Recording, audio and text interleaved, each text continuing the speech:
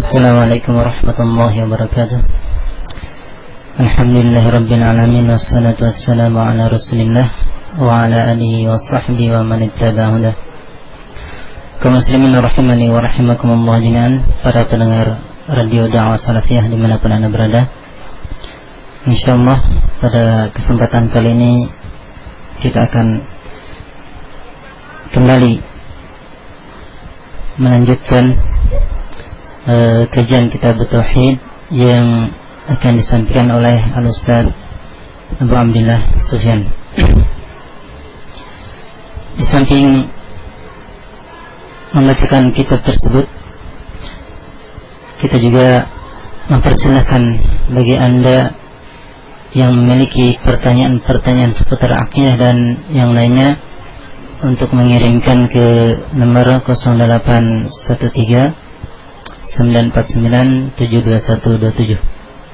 Sekali lagi bisa Anda layangkan pertanyaan-pertanyaan Anda ke nomor 0813 949 72127. Dan langsung saja kita akan serahkan kepada beliau nama, waktu dan tempatnya. Bismillahirrahmanirrahim. Innal hamdalillah nahmaduhu wa nasta'inuhu wa nastaghfiruh wa na'udzu billahi min shururi anfusina wa sayyiati a'malina. May yahdihillahu fala mudilla lahu wa may yudlil fala hadiya lahu. Wa ashhadu an la ilaha illallah wahdahu la sharika lahu wa ashhadu anna Muhammadan 'abduhu wa rasuluh. Sallallahu alaihi wa ala alihi wa sahabatihi ajma'in wa man tabi'ahum bi ihsanin ila yaumiddin. Para pendengar radio Da'wah Salafiyah rahimani wa rahimakumullah, pada kesempatan ini insyaallah taala kita akan melanjutkan kembali kajian kitab Tauhid, masuk pada bab yang berikutnya, bab ma jaa fil istisqa bil anwa. Bab penjelasan dalil-dalil tentang hukum meminta hujan kepada bintang-bintang. Hukum meminta hujan kepada bintang-bintang. Baik. Bab ini masih dalam rangkaian penjelasan tentang bentuk-bentuk perbuatan syirik kepada Allah Subhanahu wa taala yang pernah dilakukan oleh orang-orang jahiliyah dan bahkan masih dilakukan oleh sebagian orang pada hari ini. Diperingatkan kepada umat ini agar jangan sampai mengikuti perbuatan-perbuatan kesyirikan yang pernah dilakukan oleh orang-orang yang sebelumnya.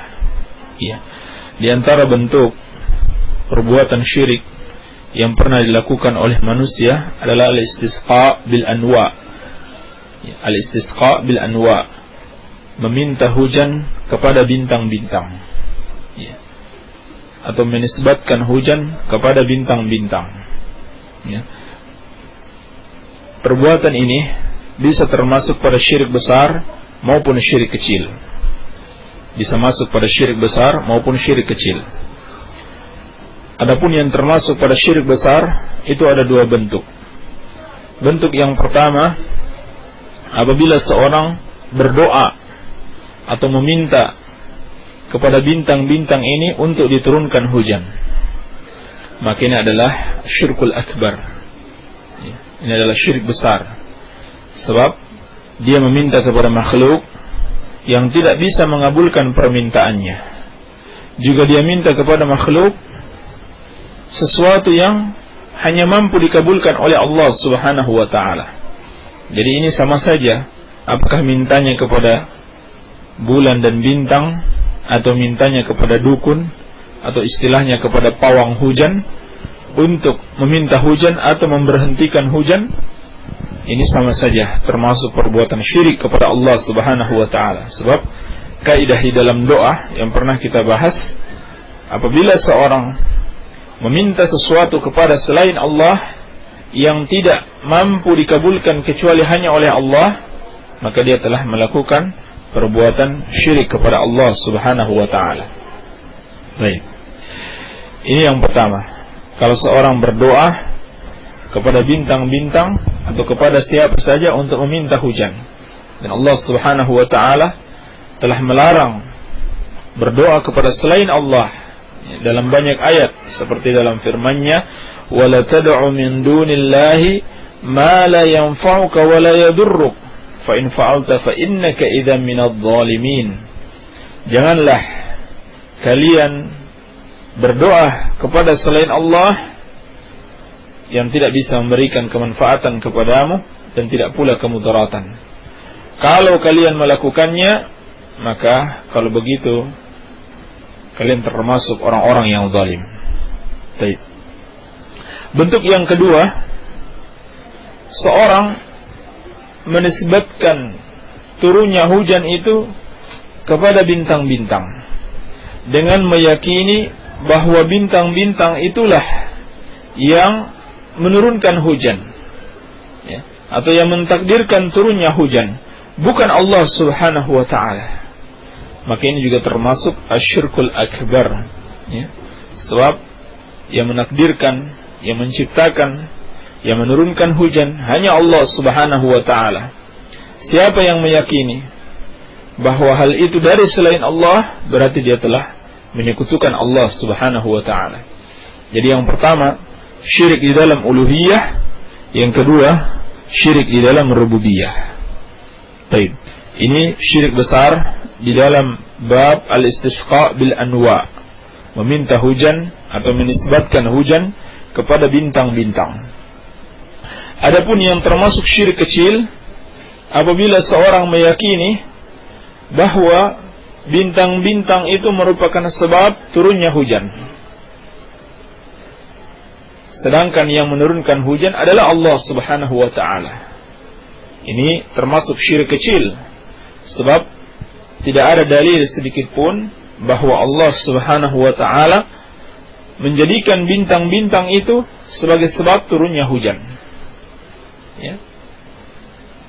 Ini diantara bahaya ilmu nujum yang pernah kita bahas sebelumnya, yakni ketika orang-orang terbiasa melihat turunnya hujan bersamaan dengan munculnya bintang tertentu, lalu mereka menisbatkan berarti bintang itu merupakan sebab turunnya hujan. Padahal Allah Subhanahu wa ta'ala tidak sedikit pun menjadikan bintang itu sebagai sebab turunnya hujan. Maka ketika seorang menetapkan sesuatu itu sebagai sebab, padahal Allah tidak menetapkannya, ya, atau seakan-akan dia bersekutu bersama Allah dalam menetapkan sesuatu itu sebagai sebab, maka disinilah sisi syirkul asgharnya, ya, syirik kecilnya. Baik.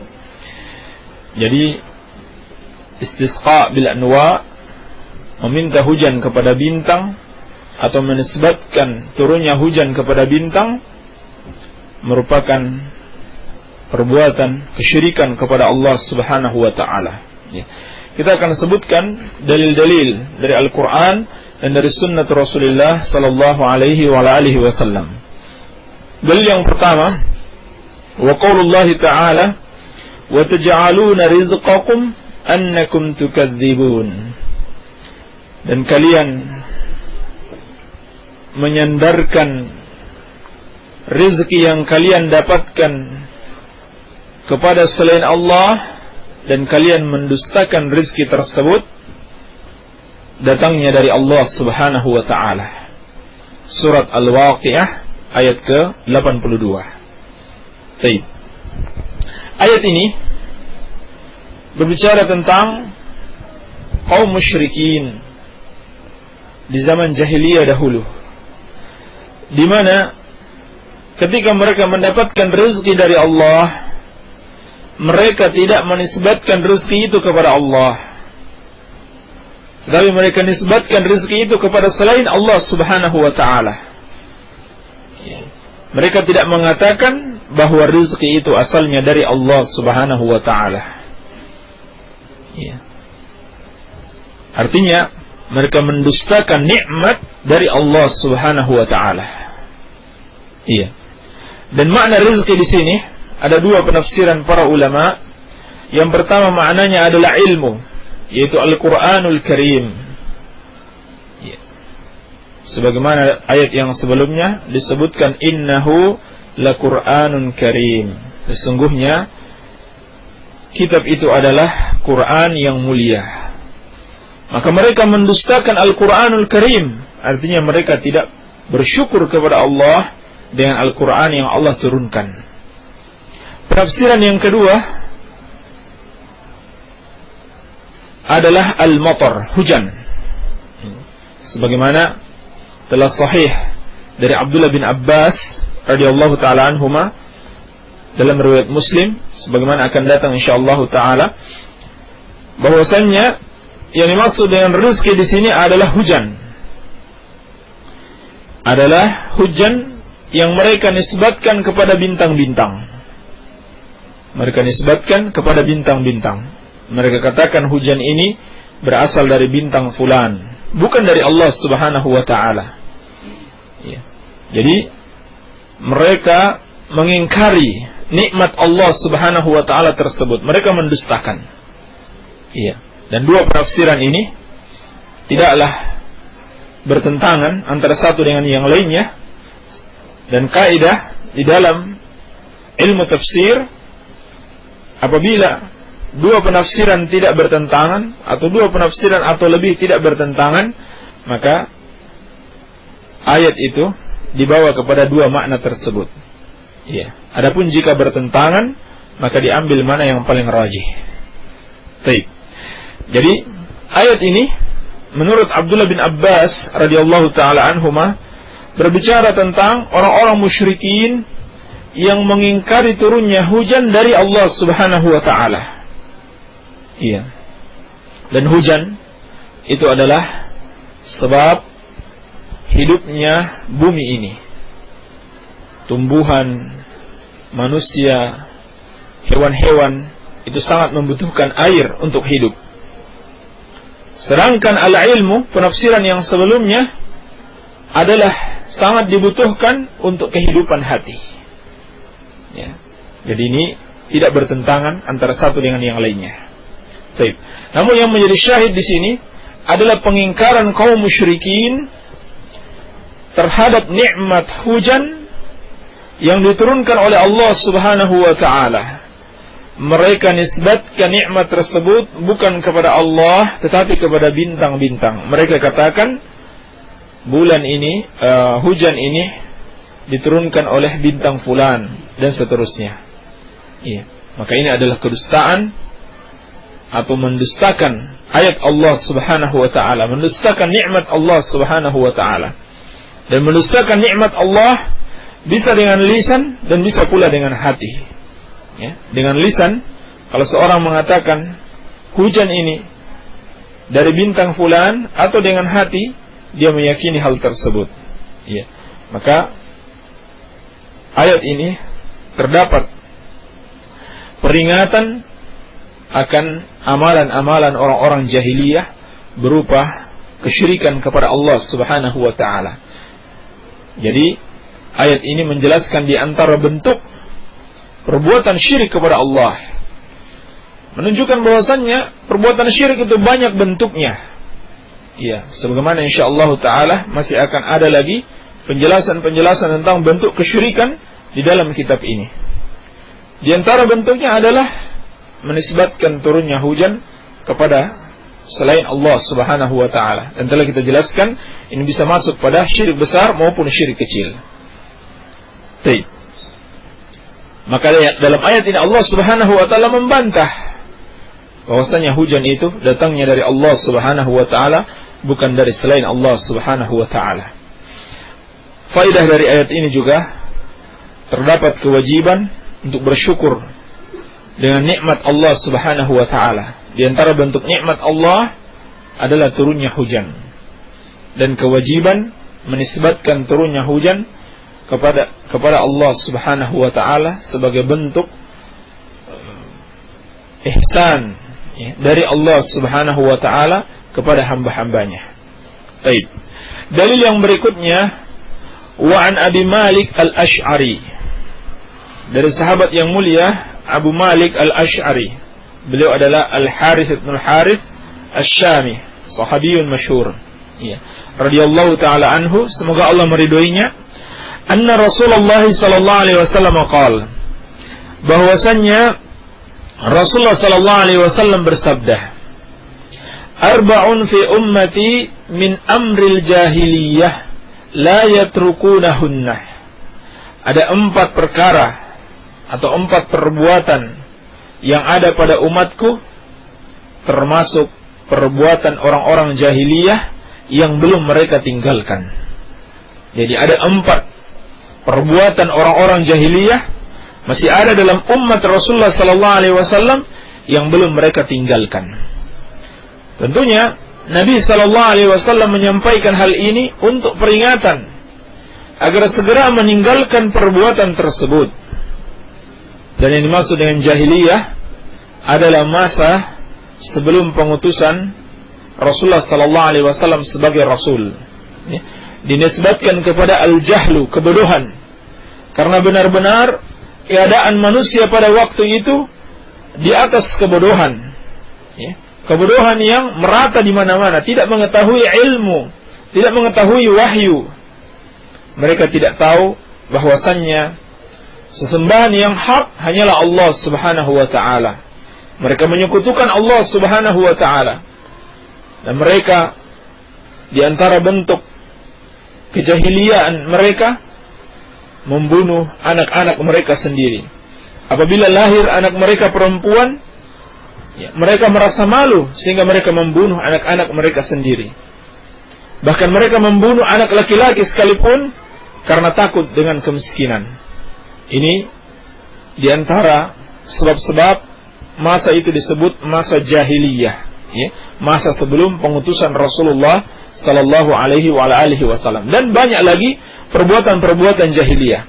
Maka dalam hadis ini Nabi sallallahu alaihi wasallam menjelaskan 4 di antara perbuatan orang-orang jahiliyah dahulu yang masih dilakukan oleh kaum muslimin. Dan apa yang dikatakan Nabi di sini itu benar-benar terjadi, menunjukkan bahwasannya beliau adalah seorang nabi dan rasul yang Allah telah beritahukan kepadanya apa yang akan terjadi di masa depan. Iya. Jadi faedah hadis ini adalah itsbatur risalah, menetapkan kerasulan Nabi sallallahu alaihi wasallam. Karena apa yang beliau sampaikan tentang sesuatu di masa depan itu masih ada, benar-benar seperti yang beliau katakan. Yang pertama, al-fakhru bil ahsab, merasa bangga diri dikarenakan memiliki keturunan yang terhormat, memiliki nasab yang terhormat. Leluhurnya adalah orang-orang yang terhormat.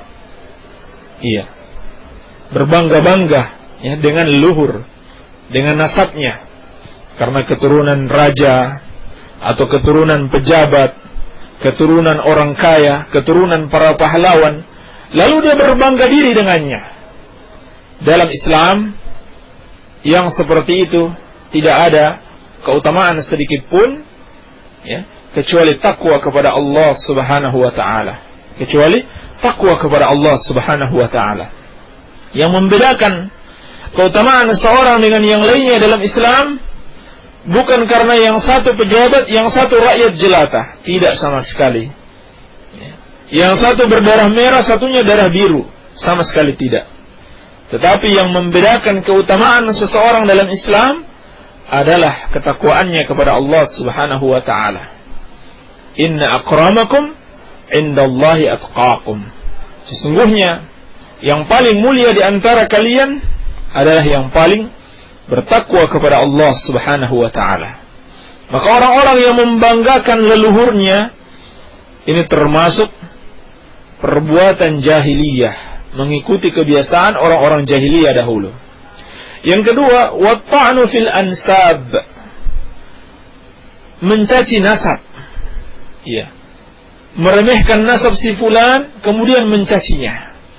Jadi ini subhanallah kebiasaan orang-orang jahiliyah dahulu. Di samping dia membanggakan leluhurnya, dia punya nasab yang baik menurutnya, Dia juga mencaci nasabnya orang lain. Dia merendahkan orang lain, menganggap si fulan bukan keturunan orang-orang terhormat. Ya. Dia menganggap kehormatan itu karena nasab seseorang, tidak sama sekali. Ya. Tetapi kehormatan di dalam Islam dan keutamaan seseorang itu berdasarkan ketakwaan kepada Allah Subhanahu wa taala. Baik. Jadi seorang yang mencaci keturunan atau mencaci nasab adalah telah melakukan perbuatan jahiliyah. Yang ketiga, wal istisqa bin nujum. Meminta hujan kepada bintang-bintang. Iya, meminta hujan kepada bintang-bintang. Ini syahidnya. Jadi, meminta hujan kepada bintang-bintang adalah termasuk perbuatan jahiliyah. Ya. Dan telah kita sebutkan, dia bisa masuk pada syirik besar maupun pada syirik kecil. Baik. Yang keempat, waniyahatu 'alal mayyit. Termasuk perbuatan jahiliyah yang belum ditinggalkan oleh umat ini adalah meratapi mayyit. Ya. Meratapi mayyit. Meratapi keluarga yang telah meninggal dunia. Ya. Saking bersedihnya sehingga mayat itu diratapi. Bagaimana bentuknya? Bentuknya bermacam-macam. Di antaranya dengan mengeraskan suara ketika dia menangis, ya.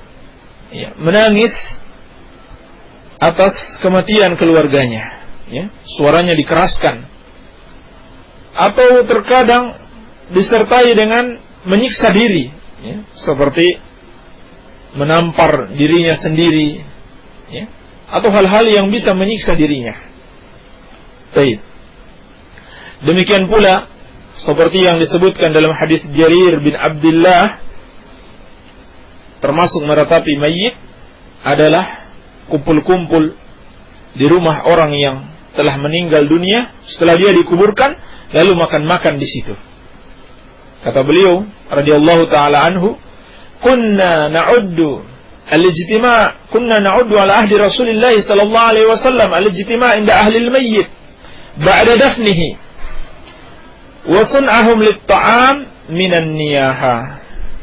Dahulu kami, Rasulullah sallallahu alaihi wasallam dan para sahabatnya itu menganggap bahwa kumpul-kumpul di rumah orang yang meninggal dunia setelah dia dikuburkan dan makan-makan di situ termasuk perbuatan meratapi mayit. Oleh karenanya Imam Syafi'i rahimahullahu taala berkata, wa akrahul ma'tam, dan aku tidak suka orang-orang berkumpul untuk makan di rumah orang yang telah meninggal dunia. Dan Nabi sallallahu alaihi wasallam telah berpesan ketika meninggal Ja'far bin Abi Thalib, isna'u li ali Ja'farin ta'aman, buatlah makanan untuk keluarga Ja'far. Ini buat makanan, kemudian kasih mereka untuk mereka makan, bukan kita yang makan di situ. Ya.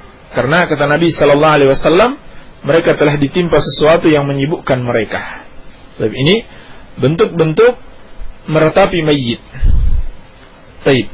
Lalu kata Nabi sallallahu alaihi wasallam, an-na'ihah idza lam tatub qabla mautiha tuqamu yaumal qiyamah wa 'alaiha sirbalun min qatranin wa dir'un min jarabin. Kata Nabi sallallahu alaihi wasallam, wanita yang meratapi mayit. Ini dikatakan wanita sebab kebanyakan yang melakukannya adalah wanita, ya. Dan ini merupakan hikmah, ya, di antara hikmah kenapa wanita dilarang untuk berziarah kubur. Karena kebanyakan wanita itu tidak bisa menahan dirinya sehingga dia meratapi mayit. Namun bukan berarti laki-laki juga tidak, ya. Bisa saja laki-laki juga ikut melakukannya. Kata Nabi sallallahu alaihi wasallam, wanita yang meratapi mayit kalau dia tidak bertobat sebelum meninggal, maka pada hari kiamat dia akan dipakaikan pakaian yang terbuat dari tembaga yang panas, iya, dan dipakaikan mantel yang dilumuri dengan penyakit gatal. Iya. Hadis diriwayatkan oleh Al-Imam Muslim dalam kitab sahihnya. Baik. Yang menjadi syahid di sini adalah al-istisqa bin nujum, ya, di antara perbuatan orang-orang jahiliyah dahulu adalah meminta hujan kepada bintang-bintang atau menisbatkan turunnya hujan kepada bintang-bintang. Baik. Faedah yang lain yang bisa kita petik dari hadis ini, bahwasannya dosa-dosa besar, ya, apabila seorang tidak bertobat, maka dosa-dosa tersebut tidak bisa dihapuskan dengan amal-amal saleh. Ya. Karena Nabi sallallahu alaihi wasallam mengatakan, wanita yang tidak bertobat, ya, wanita yang suka meratapi mayit dan dia tidak bertobat sebelum matinya, maka dia akan diazab. Menunjukkan bahwasannya amal-amal saleh yang dia lakukan tidak akan bisa menghapuskan dosa-dosanya, dosa-dosa besar, kecuali dia bertobat kepada Allah Subhanahu wa taala. Akan tetapi Al-Imam Ibnu Qayyim rahimahullahu taala menjelaskan dalam kitabnya I'lamul Muwaqqi'in, apabila seseorang menjauhi perbuatan syirik besar dan syirik kecil, maka Allah Subhanahu wa taala akan mengampuni dosa-dosa besar yang dia lakukan. Ya. Di antara dalilnya adalah hadis yang diriwayatkan al-Imam Tirmidzi yang pernah kita bahas di dalam bab Fadlut Tauhid wa ma yukaffiru minadz dzunub. Nabi sallallahu alaihi wasallam bersabda bahwa Allah Subhanahu wa taala berfirman dalam hadis qudsi, "Ya bani Adam, law ataitani bi qurabil ardi khataaya, thumma laqitani la tusyriku bi syai'an, la ataituka bi qurabiha maghfiratan." Wahai anak Adam, andaikan engkau datang kepadaku, yakni engkau mati, dengan membawa dosa sepenuh bumi, namun tanpa menyekutukan aku sedikit pun, maka aku akan berikan kepadamu ampunan sepenuh bumi itu pula. Ya. Di sini kata syai'an tidak menyekutukan Allah dengan sesuatu apapun, mencakup syirik besar dan syirik kecil. Karena bentuknya adalah nakirah. Ya. Fi siyaqin nafyi awin nahyi fatufidul umum. Mencakup syirik besar dan syirik kecil. Sehingga kata Al-Imam Ibnu Qayyim rahimahullahu taala, kalau seorang menjauhi dosa-dosa, menjauhi syirik besar dan syirik kecil, maka insyaallah taala dosa-dosa besarnya akan diampuni meskipun dia belum sempat bertobat kepada Allah Subhanahu wa taala. Baik. Namun kalau dia tidak menjauhi perbuatan syirik yang besar maupun yang kecil, kalau dia tidak bertobat dari dosa-dosa besarnya ini, dia tidak akan diampuni oleh Allah Subhanahu wa taala, tetapi dia akan diazab. Ya, dia akan diazab. Dan kalau masih ada iman di dalam hatinya, ya, tidak sampai melakukan atau tidak sampai menjadikan dia kafir ketika di dunia, maka dia akan dimasukkan ke dalam surga walaupun diazab terlebih dahulu. Baik. Hadis ini juga menjelaskan faedah bahwa taubat itu harus dilakukan sebelum mati atau sebelum datang tanda-tanda kematian. Karena Nabi sallallahu alaihi wasallam mengatakan an-na'ihatu idza lam tatub qabla mautiha. Seorang wanita yang meratapi mayit kalau dia tidak bertobat sebelum matinya. Ini berdasarkan firman Allah dalam surat An-Nisa, "Wa laysatit taubatu lil ladzina ya'maluna sayyi'at hatta idza hadara ahadahumul maut qala inni tubtul an." Tidaklah taubat itu diberikan kepada orang-orang yang mengamalkan keburukan sampai ketika telah datang pada salah seorang di antara mereka kematian itu, lalu baru dia mengatakan, "Saya bertobat sekarang. Saya bertobat sekarang." Baik. Ini tidak diterima lagi taubatnya. Iya. Jadi hendaklah taubat itu dilakukan dengan segera, ya. Dan ini merupakan kewajiban bertobat dengan segera. Sehingga orang yang menunda taubat berarti dia menambah dosa. namanya dosa menunda taubat. Maka dia juga perlu bertobat dari dosa tersebut. Ya, di samping bertobat dari dosa yang sebelumnya, juga perlu bertobat dari dosa menunda taubat. Baik, ini di antara faidah yang bisa dipetik dari hadis tersebut. Dan yang terakhir, walahuma an Zaid bin Khalid al-Juhani. Dan diriwayatkan oleh Al-Imam Al-Bukhari dan Imam Muslim dari sahabat yang mulia Zaid bin Khalid al-Juhani radhiyallahu ta'ala anhu. Beliau mengatakan, "Shalla lana Rasulullah sallallahu alaihi wasallam salat as-subh bil Hudaybiyah ala ithri sama'in kanat min al-lail." Rasulullah sallallahu alaihi wasallam pernah salat mengimami kami pada salat subuh di Al-Hudaybiyah. Ya. Waktu itu hujan, ya, baru selesai hujan yang terjadi semalam. Baik. Falamman sarafah aqbala 'alan nas. Ketika Nabi sallallahu alaihi wasallam selesai salat, beliau menghadap kepada manusia, faqal, lalu beliau bersabda, "Atadruna madza qala rabbukum?" Apakah kalian tahu apa yang telah dikatakan oleh Rabb kalian? Qalu, "Allahu wa rasuluhu a'lam." Sahabat menjawab, Allah dan Rasulnya yang lebih mengetahui. Ya. Di sini ada faidah yang pernah kita sebutkan pada hadis Mu'adz bin Jabal radhiyallahu taala anhu, ya, yaitu di antara bentuk pengajaran yang baik adalah dengan tanya jawab. Dan orang yang ditanya, ketika dia tidak mengetahuinya, maka hendaklah dia mengatakan Allahu a'lam. Ya. Dan sahabat mengatakan Allahu wa rasuluhu a'lam ketika Rasulullah sallallahu alaihi wasallam masih hidup. Adapun setelah beliau meninggal dunia, kita katakan Allahu a'lam. Baik. Lalu Nabi sallallahu alaihi wasallam bersabda, "Asbaha min ibadi mu'minun bi wa kafirun bi." Qala, "Asbaha min ibadi mu'minun bi wa kafirun." Allah Subhanahu wa taala mengatakan pada hari ini, di pagi ini, hambaku ada yang beriman dan ada yang kafir. Fa amma man qala mutirna bi fadlillahi wa rahmatihi fadzalika mu'minun bi. Yaitu mereka yang mengatakan kami telah diberikan hujan dengan keutamaan dan rahmat Allah, maka itulah hambaku yang beriman kepadaku. Wa kafirun bil kawakib, dan kafir kepada bintang-bintang. Ya, mengkafiri bintang-bintang artinya tidak menisbatkan hujan itu kepada bintang. Wa amma man qala, adapun orang yang mengatakan mutirna bi nau'i kadza wa kadza, fadzalika kafirun bi mu'minun bil kawkab.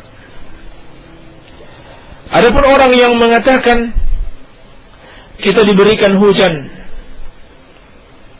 dengan bintang ini dan bintang itu, atau karena bintang ini dan bintang itu, maka itulah orang yang kafir kepada aku dan beriman dengan bintang. Baik.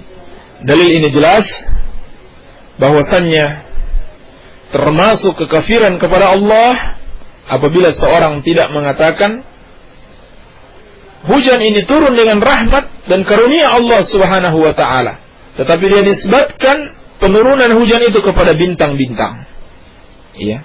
Dan ini sebagaimana penjelasan sebelumnya bisa masuk syirik besar kalau dia yakini bintang-bintang itu yang menurunkan, dan bisa masuk pada syirik kecil kalau dia yakini bintang-bintang itu hanya sebagai sebab dan Allah Subhanahu wa taala yang menurunkan bintang-bintang tersebut. Walahuma min hadits Ibnu Abbas ma'nahu, dan juga diriwayatkan oleh Al-Imam Al-Bukhari dan Imam Muslim dari Abdullah bin Abbas yang semakna dengannya. Ya. Namun yang sahih hanya diriwayatkan oleh Imam Muslim. Ya.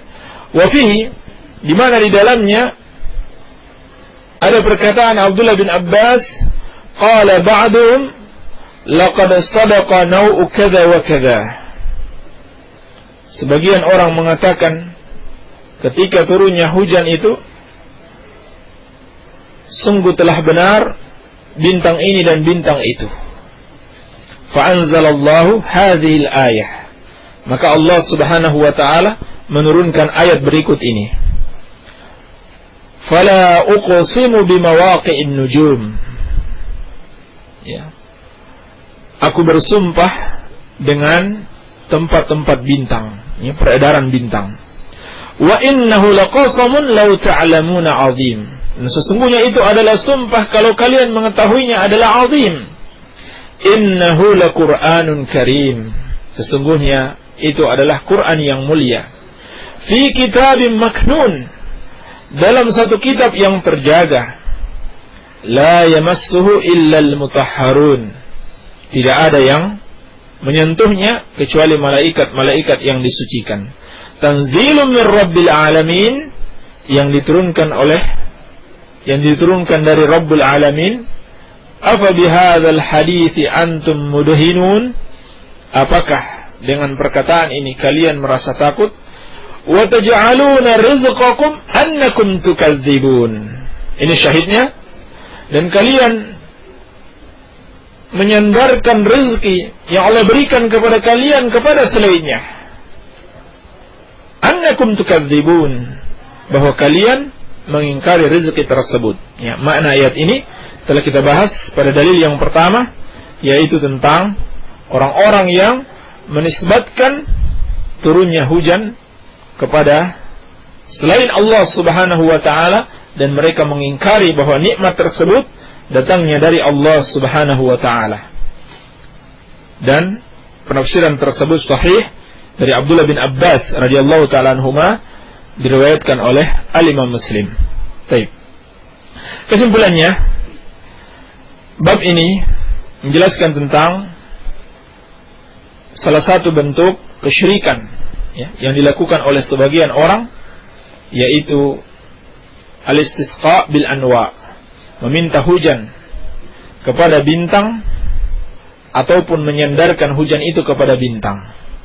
Dan menyandarkan hujan kepada bintang itu bisa masuk pada syirik besar maupun syirik kecil. Syirik besar kalau dia meyakini bintang itu yang menurunkan hujan.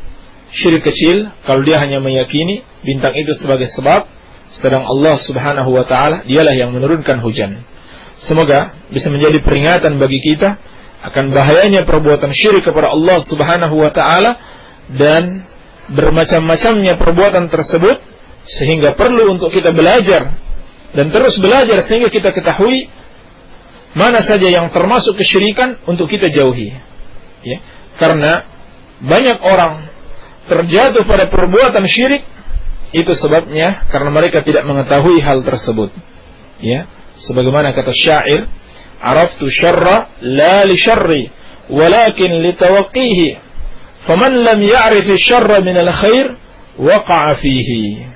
Aku mengenal keburukan, mempelajari hal-hal yang buruk bukan untuk aku amalkan, tetapi untuk berhati-hati darinya. Sebab siapa yang tidak mengetahui atau tidak bisa membedakan antara keburukan dari kebaikan, maka dia akan terjatuh pada keburukan tersebut. Ini sebenarnya telah dikatakan oleh sahabat yang mulia Hudzaifah ibn al-Yaman radhiyallahu taala anhu, sebagaimana dalam riwayat Bukhari, kana an-nasu yas'aluna Rasulullah sallallahu alaihi wasallam 'anil khair wa kuntu as'aluhu 'anil syarr makhafata an aqa'a fihi. Kata sahabat yang mulia Abu Hudzaifah ibn al-Yaman radhiyallahu taala anhu, bahwasannya dahulu para sahabat kebanyakan mereka bertanya tentang kebaikan kepada Rasulullah sallallahu alaihi wasallam, sedangkan aku bertanya tentang keburukan, mempelajari hal-hal yang buruk. Mana yang buruk itu ya Rasulullah? Kenapa? Karena aku khawatir jangan sampai aku terjatuh di dalam keburukan tersebut. Juga telah diperingatkan oleh Umar bin Khattab radhiyallahu taala anhu, Satunqadu ural Islam urwatan idza nasha'a fil Islam man la ya'riful jahiliyah. Ikatan Islam akan terurai, terlepas seutas demi seutas apabila tumbuh di dalam Islam orang-orang yang tidak mengerti jahiliyah, tidak mengenal perkara-perkara jahiliyah. Makanya dalam hadis yang telah kita sebutkan tadi, Nabi sallallahu alaihi wasallam mengabarkan kepada kita, ini perbuatan orang-orang jahiliyah, agar kita tahu untuk kita jauhi. Sebab kalau kita tidak mengetahuinya, bisa saja kita terjatuh pada perbuatan tersebut tanpa kita sadari. Maka penting sekali bagi kita untuk mempelajari mana saja yang termasuk perbuatan kesyirikan kepada Allah dan hal-hal yang bisa menguatkan keimanan kita. Semoga ada manfaatnya. Wabillahi taufik, walhamdulillahi rabbil alamin.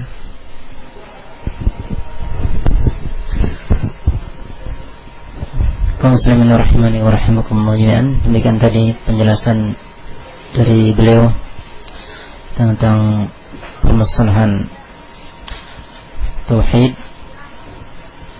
sehingga bagi kita yang telah mengetahui kejelekan-kejelekan, itu kejelekan kesyirikan, kita berusaha dan harus berusaha untuk menghindarinya dan menjauhinya, jangan sampai kita melakukannya. Kita masuk pada sesi pertanyaan yang akan dijawab oleh beliau. Dan sebelumnya kami tidak bosan untuk mengingatkan kepada Anda semua, bagi Anda yang memiliki pertanyaan seputar akidah dan lainnya, bisa Anda kirimkan ke nomor 0813 949 72127. Langsung saja kita serahkan kepada beliau, dan akan beliau jawab pertanyaan-pertanyaan yang telah masuk kepada kami. Bismillahirrahmanirrahim. Alhamdulillah, wassalatu wassalamu ala Rasulillah. Apa termasuk sunnah Rasulullah sallallahu alaihi wasallam sehabis makan kita menjilati piring tersebut? Yang ada dalam hadis Abdullah bin Abbas radhiyallahu taala anhuma dalam riwayat Bukhari dan Muslim, Nabi sallallahu alaihi wasallam bersabda, "Idza akala ahadukum ta'aman fala yamsah yadahu hatta yal'aqaha aw yul'iqaha." Apabila seorang di antara kalian makan, maka janganlah dia langsung membersihkan tangannya atau mengeringkan tangannya, mengusapkan tangannya atau mencuci, sampai dia menjilati tangannya tersebut, atau dia menjilatkan kepada istrinya misalkan. Baik. Ini termasuk sunnah Rasulullah sallallahu alaihi wasallam. Sebab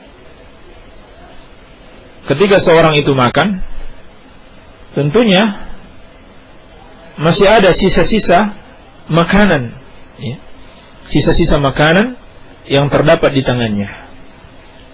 Maka termasuk mensyukuri nikmat Allah adalah tidak menyia-nyiakan makanan tersebut. Ini di satu sisi. Di sisi yang lain, kita tidak tahu, barangkali di bagian itulah Allah subhanahu wa ta'ala menurunkan keberkahan, seperti yang disebutkan dalam riwayat yang lain. Barangkali di bagian itulah Allah subhanahu wa ta'ala menurunkan berkahnya. Ini bentuk bersyukur kepada Allah subhanahu wa ta'ala, tidak menyia-nyiakan kenikmatan berupa makanan sekecil apapun itu, meskipun hanya mungkin cuma berupa kuah-kuah sayur yang menempel di jari-jari atau menempel di tangan, sehingga disunahkan untuk dijilati. Dan ini petunjuk Rasulullah sallallahu alaihi wasallam, yang tidak boleh seorang kemudian mengatakan, kalau begitu Islam tidak menjaga kebersihan. Sebab hal itu bukan sesuatu yang kotor, bukan najis. Kalau najis, kenapa dipakai makan tangan itu? Kenapa makanannya dimakan? Baik.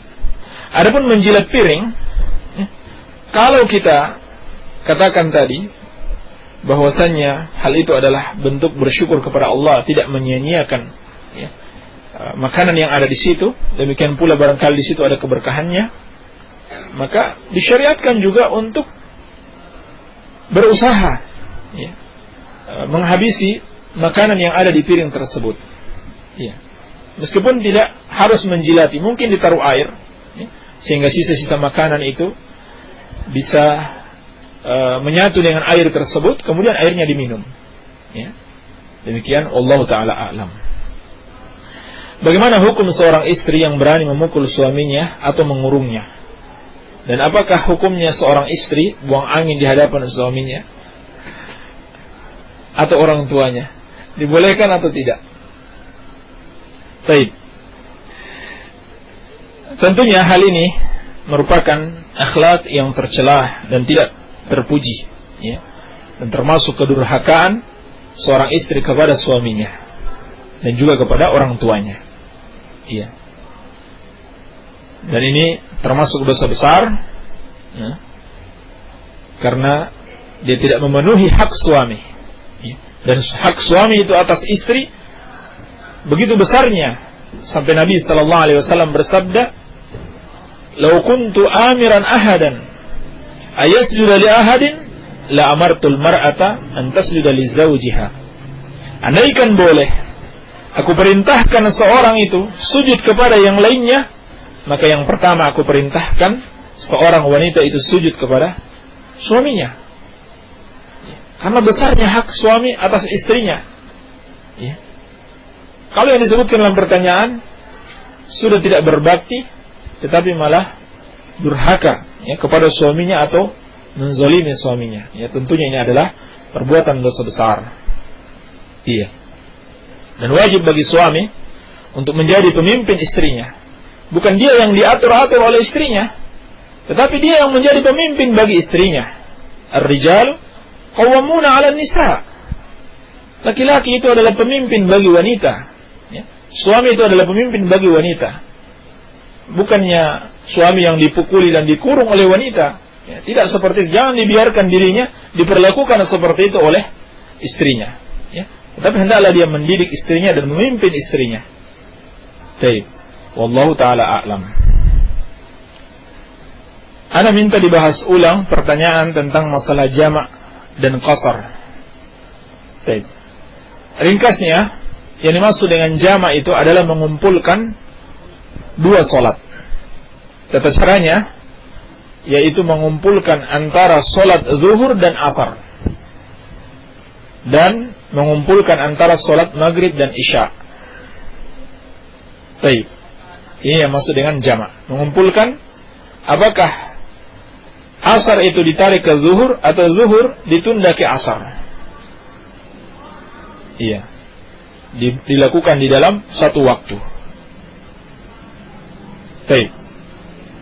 Dan sebab dibolehkannya qasar itu ketika ada masyaqqah ya.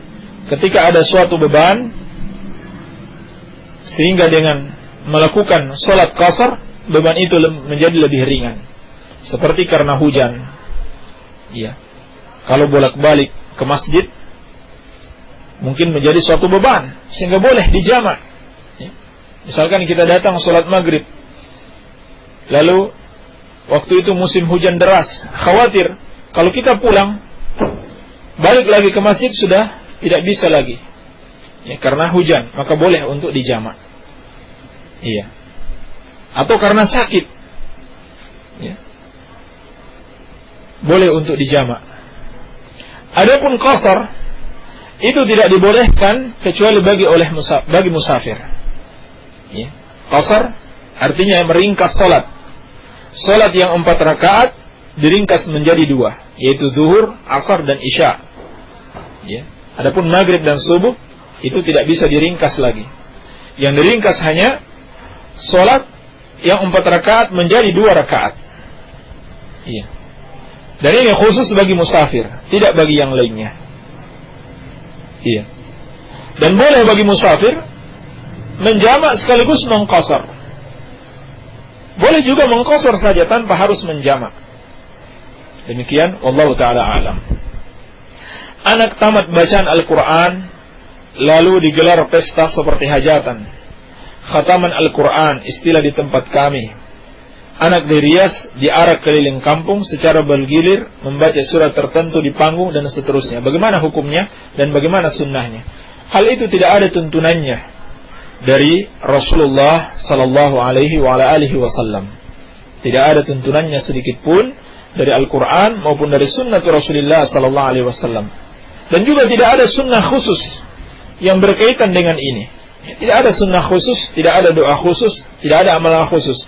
Khatam Al-Quran biasa saja, ya.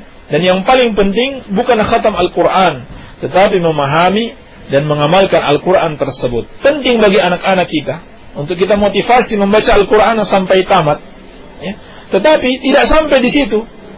Harus yang lebih penting dari itu adalah mengajarkan dia agar memahami isi Al-Quran dan mengamalkannya. Dan jangan pula dipahami kalau sudah khatam Quran itu selesai sudah kewajibannya membaca Quran, ya.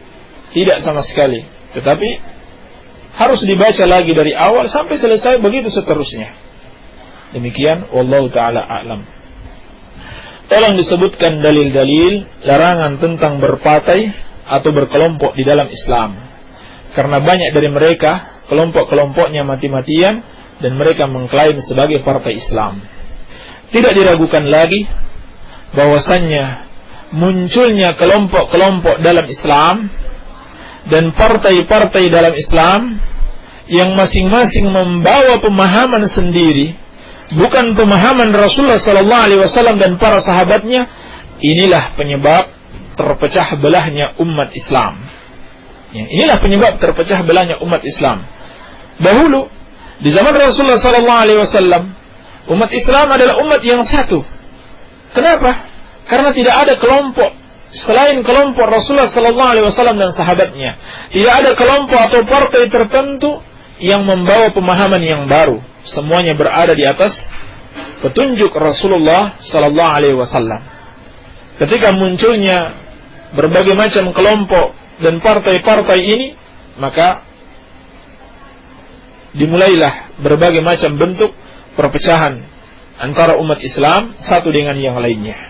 Adapun dalil-dalil untuk bersatu di atas kebenaran, di atas Al-Quran dan As-Sunnah, dan larangan berpecah belah itu sangat banyak. Di antaranya firman Allah, wa'tasimu bihablillahi jami'an wa la tafarraqu wadhkuru ni'matallahi 'alaikum idh kuntum a'da'an fa'alafa baina qulubikum fa asbahtum bi ni'matihi ikhwana. Dan berpegang teguhlah kalian semuanya dengan tali agama Allah, dan janganlah kalian berpecah belah.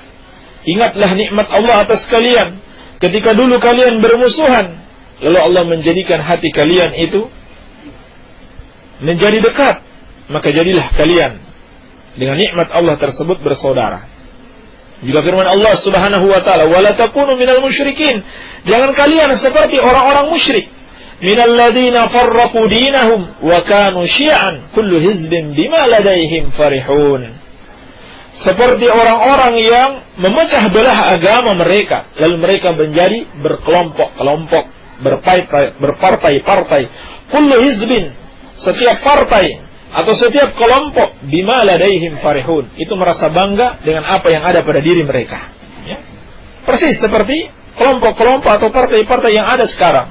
Mereka merasa bangga dengan apa yang ada pada mereka.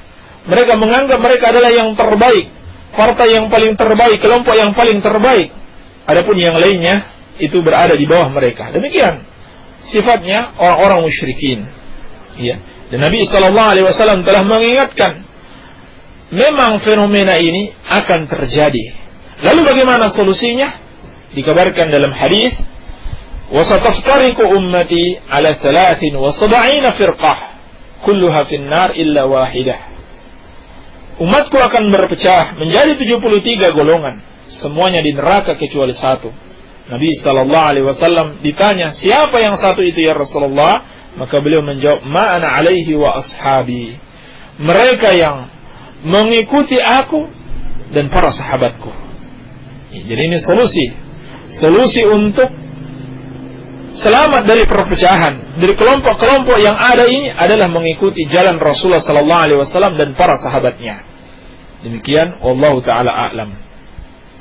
berdoa untuk hajat kita di dalam sholat dengan berbahasa Indonesia, apa tidak termasuk berbicara ketika sholat yang bisa membatalkan sholat? Berdasarkan yang pernah kita sebutkan, itu tidak termasuk. Dan itu pun hanya dilakukan ketika darurat. Ya. Artinya, dia tidak mampu berbahasa Arab. Dia tidak tahu doa dengan bahasa Arab. Sementara dia punya hajat.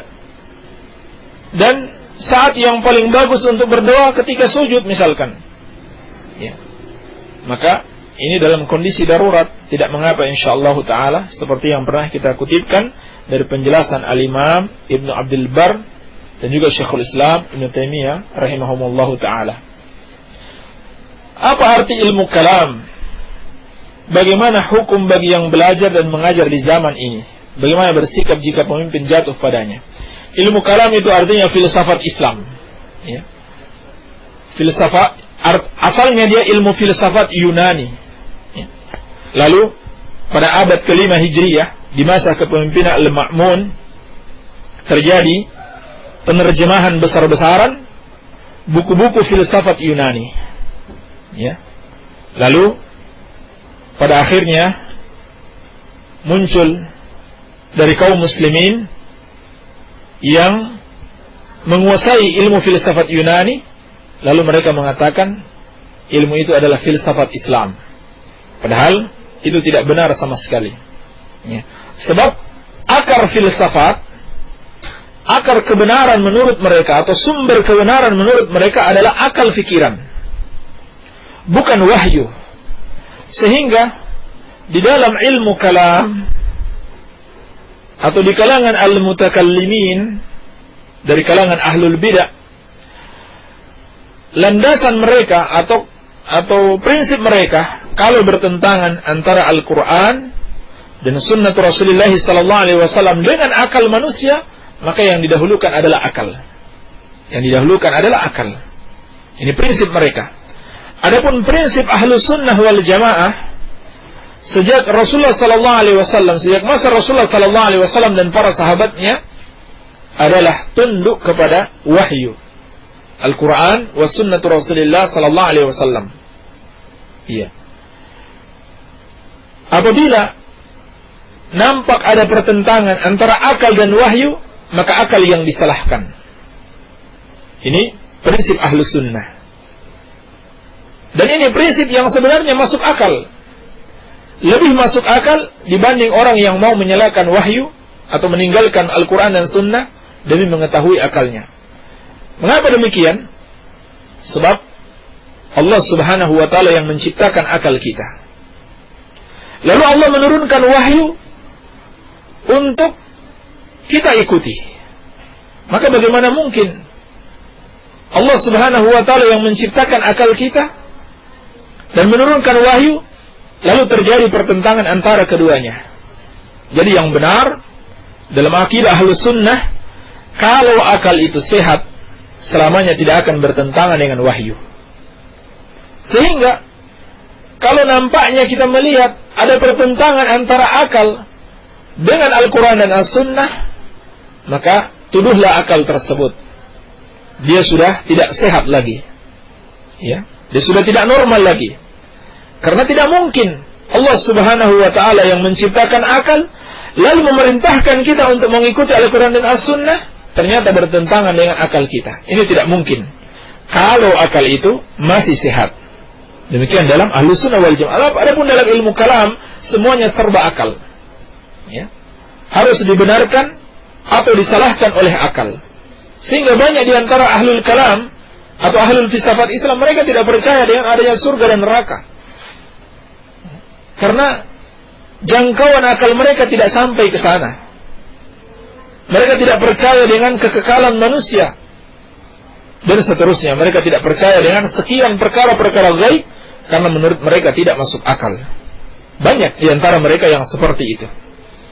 Oleh karenanya, Al-Imam Az-Zahabi rahimahullahu ta'ala menyebutkan pada biografi Al-Imam Syafi'i rahimahullahu ta'ala bahwasannya telah mutawatir, ya, banyak kabar-kabar dari Al-Imam Syafi'i bahwasanya beliau mencela ilmu kalam dan para ahli kalam.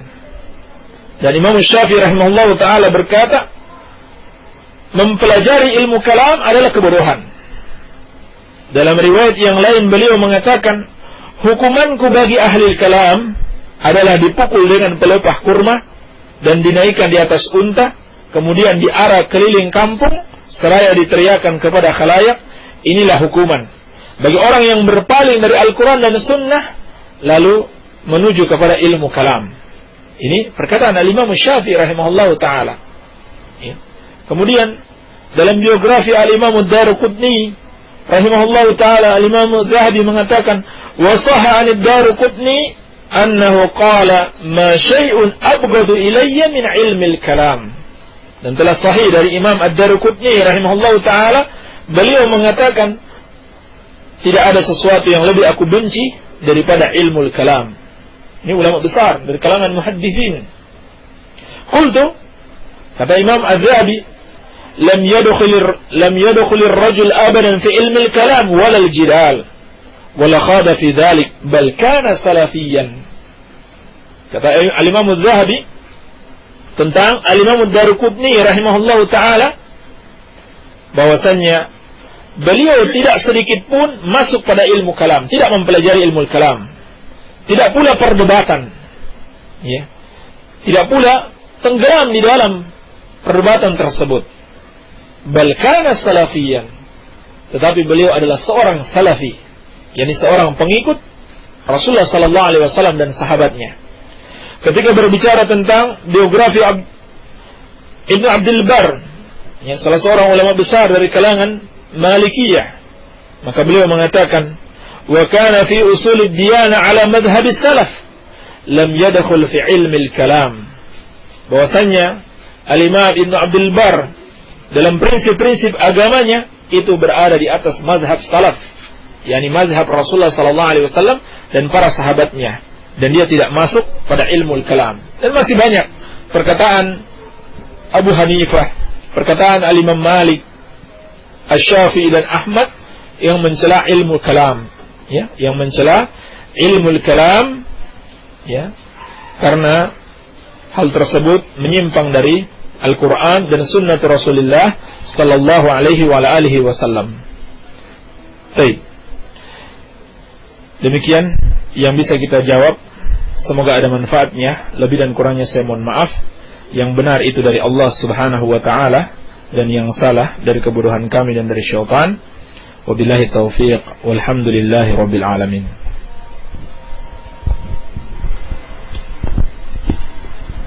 Alhamdulillah, telah kita dengarkan bersama kajian kuliah subuh yang membahas kitab Tauhid, dan semoga Allah subhanahu wa ta'ala masih senantiasa memberikan kepada kita kenikmatan jasmaniyah, sehingga, dan tentunya kenikmatan rohaniah, sehingga kita bisa terus mengikuti acara ini. Dan kami mohon maaf atas pertanyaan-pertanyaan yang belum bisa kami jawab. Mudah-mudahan bisa dijawab pada pertemuan yang lain. Dan sebelum kita tutup acara ini, ada sedikit informasi bagi Anda semua, para pendengar radio Da'wah Salafiyah. Kami ingin mengumumkan jadwal kajian yang berada di pondok ini, terkhusus malam hari. Nah, malam hari, di antaranya malam Jumat, kajian kitab Riyadhus Shalihin,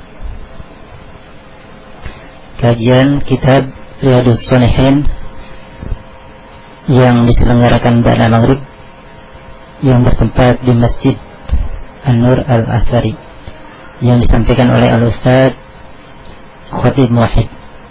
Nah, yaitu malam Jumat. Kemudian malam Sabtu seperti sama, yaitu kitab Riyadhus Shalihin yang bertempat di masjid juga. Kemudian malam Ahad, kajian kitab Al-Mudurrul Mansur berkenaan dengan manhaj Ahlus Sunnah, akidah Ahlus Sunnah. dan prinsip-prinsip Ahlussunnah. Kemudian malam Senin di sini disampaikan oleh Al-Ustaz Rashid. Wallahu a'lam apa yang akan beliau sampaikan.